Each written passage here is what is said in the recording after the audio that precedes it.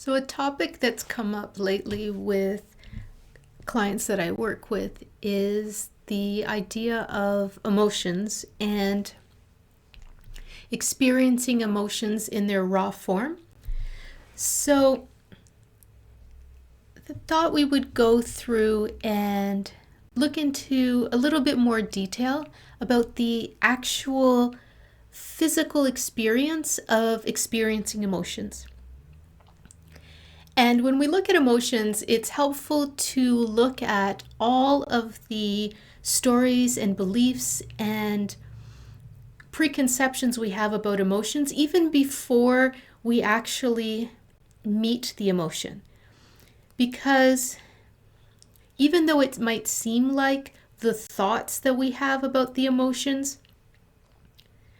come before the emotions, it's usually the other way around. It's mainly the other way around. The emotion happens and then a thought gets attached to it.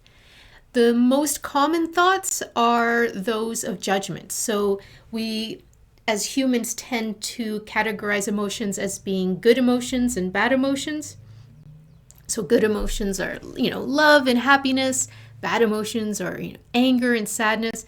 So that's the first level of looking into being aware of what we're categorizing the emotions for. And then there are the different layers of how we kind of experience an emotion. So let's use anger as our base emotion that we're meeting. So if somebody has anger, there are different levels that the experience of anger is experienced. So on the top level, there's the story related to the event that made the person angry. So it could be that their sister, their brother, their sibling said something that upset them. So now there's a story. There's a story about somebody else as it relates to the self, and there's a judgment there that somebody was wronged in that situation and somebody is wrong.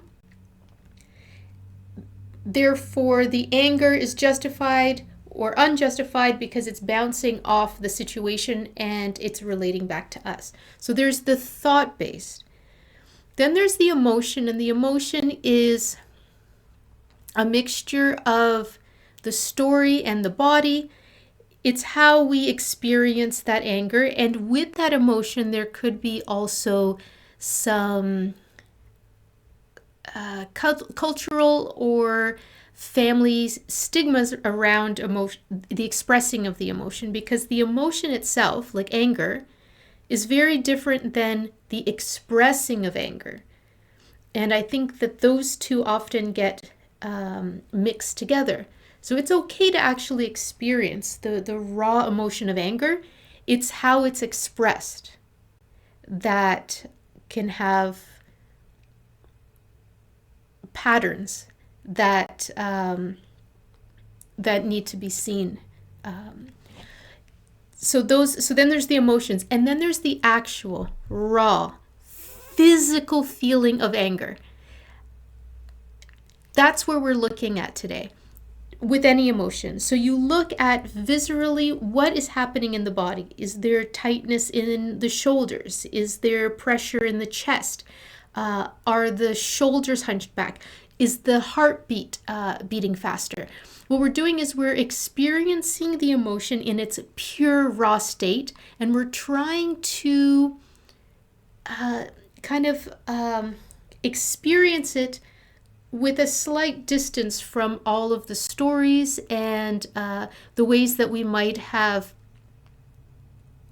kind of hidden or clouded that pure experience of the emotion that you're feeling.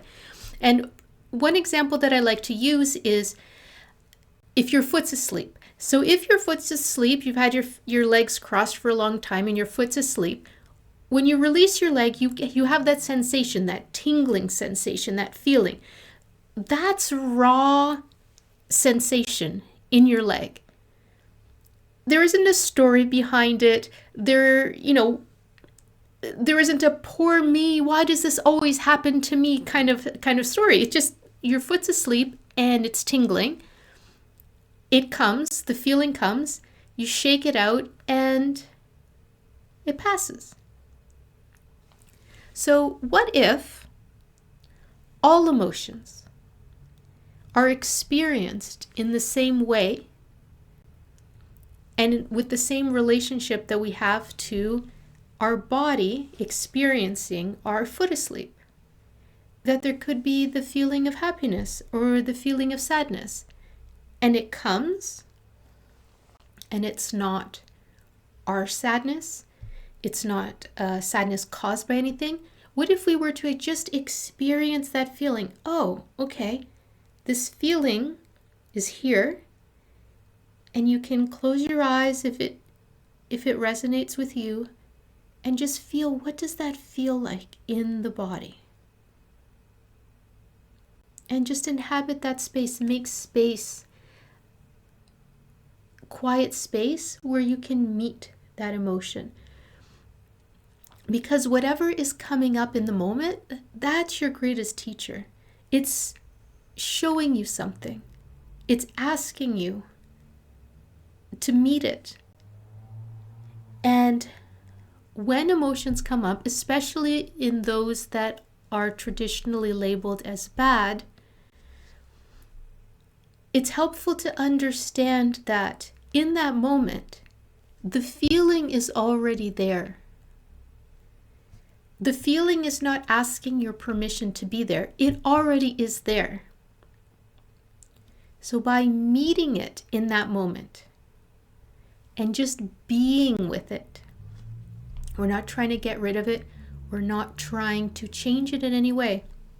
We're meeting whatever is there. That creates a really, really pure experience with the emotion.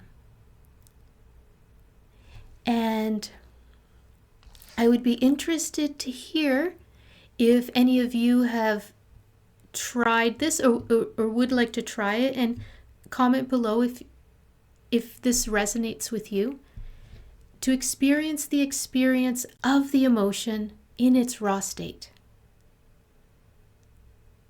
And let me know how that works for you.